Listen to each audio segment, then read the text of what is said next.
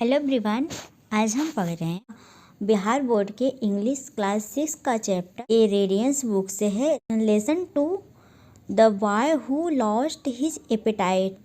लड़का जो जिसकी भूख जो थी, एपेटाइट मतलब जो उसकी भूख थी वो ख़त्म हो गई थी, वो लॉस्ट हो गई थी। लॉस्ट मतलब ख़त्म हो जाना या खो जाना। एक ऐसा लड़का जिसकी भूख ख़त्म हो गई थी, जिसने अपनी भूख को खो दिया था। अब हम पढ़ते हैं what food do you find tasty. क्या आपको जो फूड है, जो आपका जो भोजन है, वो क्या आपको टेस्टी लगता है। If you are told to sit at home and enjoy yourself tasty food without any activity would you enjoy it. तो इसमें कहा गया है कि आप अगर घर पे बैठ के बिना कुछ करते, बिना किसी एक्टिविटी के, क्या आप अपने फूड को एंजॉय कर सकते हैं, क्या अपने भोजन को एंजॉय कर सकते हैं, क्या आप ऐसा कर सकते हैं। यही इस चैप्टर में कहा गया है। तो चलिए फिर हम इस चैप्टर को स्टार्ट करते हैं। साम was a rich young man. साम एक रिच यंग मैन है, एक धनी जवान आदमी था। When his father passed away. Passed away मतलब जब उनकी मृत्यु होना। पास्ड अवे मतलब मृत्यु होना। जब उसके पिता की मृत्यु हो गई, बहुत ही जल्दी उसके पिता की अर्ली मृत्यु हो गई। He became the owner of all his father had. जो भी उसके पिता के पास था वो सब उसका हो गया, उसका वो मालिक बन गया। जब उसके पिता की डेथ हो गई तो सबका मालिक जो है साम बन गया। He now started living a luxurious life. वह एक बहुत ही अच्छी, बहुत ही लग्जरियस लाइफ, लग्जरियस जीवन जीना शुरू कर दिया। वो इस तरह जीता था जैसे बहुत ही अमीर लोग जीते हैं, इस तरह उसने रहना शुरू कर दिया। ही एट रिच फूड। वह बहुत ही धनी व्यक्तियों का बहुत ही अच्छा भोजन करता था। एंड ले इन बेड ऑल डे। और पूरे दिन बेड पे पड़ा रहता था। ले मतलब लेटा रहता था। All as result he did not find any food tasty. इससे क्या रिजल्ट हुआ, जो उसका जो भोजन कर रहा था वो टेस्टी नहीं लगता था उसको। वो बस खाता रहता था और सोता रहता था। तो उसको जो उसका भोजन था उसे बिल्कुल भी पसंद नहीं आता था, उसमें कोई टेस्ट उसको अलग नहीं लगता था। Months passed. महीनों बीत गए। One day in spite of laziness he agreed to take part in a hunt. एक दिन इंस्पाइट ऑफ मतलब होता है डू योर सेल्फ, कुछ भी करने की इच्छा। जब उस लेजीनेस मतलब आलस में इतना आलस के बाद एक दिन उसको कुछ करने की जब इच्छा हुई, he agreed to take part in hunt. वह शिकार करने के लिए एग्री हो गया, शिकार करने के लिए सहमत हो गया। He was not used to riding fast. उसने बहुत दिन से बहुत तेज़ राइडिंग, बहुत तेज़ से सवारी नहीं की थी, बहुत तेज़ से राइडिंग, बहुत तेज़ से गाड़ी नहीं चलाई थी। He found himself leggings behind other friends. इसलिए वो अपने जो फ्रेंड्स थे उससे वो पीछे छूट गया।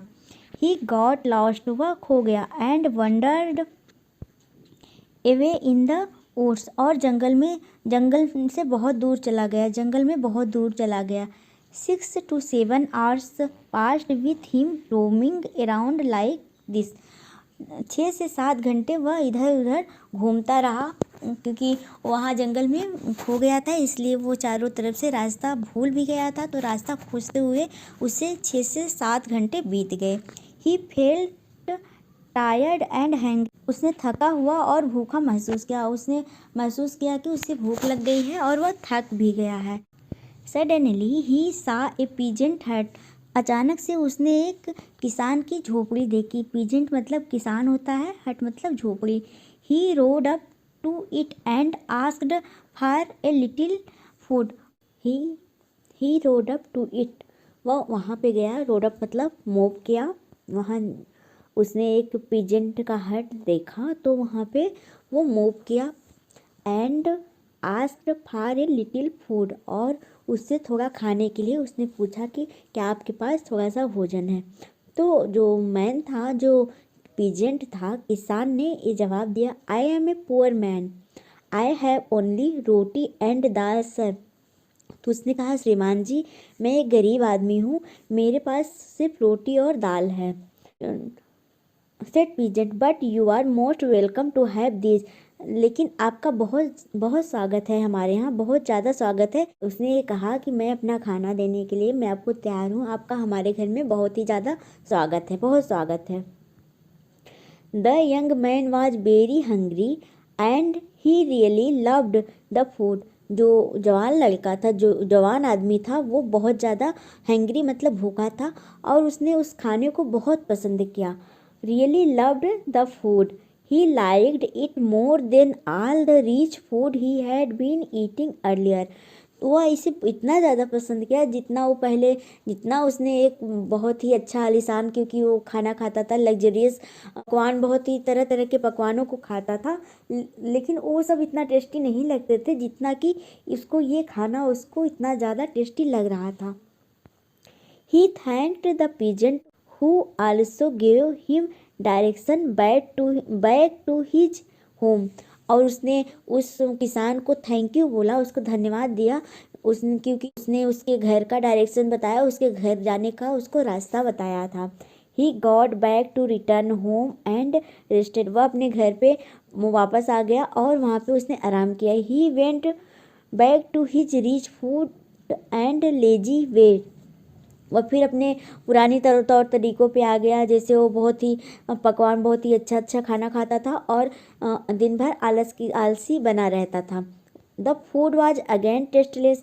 और जो खाना था वो फिर से उसको टेस्टलेस हो गया, उसमें कोई स्वाद नहीं लगता था, वो ऐसे खाता था। He wondered why the simple dal roti tasted so nice.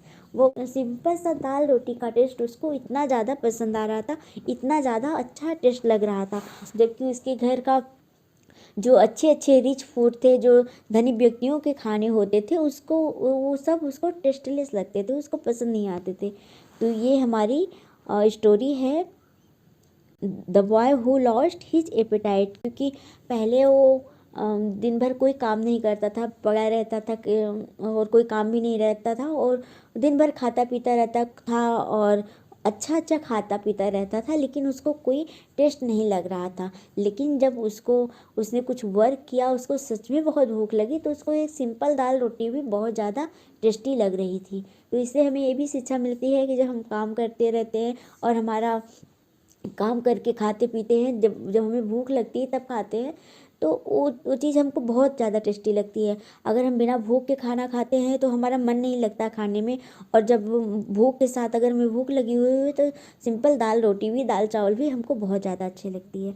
यही इस स्टोरी का इस स्टोरी में मेन इसकी स्टोरी है। आई होप आप सबको समझ में आई होगी। अगर आप बीपीएससी टीआरई का एग्ज़ाम दे रहे हैं 6 to 8, तो ये 6 चैप्टर आपके पढ़ने के लिए, आपकी तैयारी में हेल्प ज़रूर करेगा। Thank you.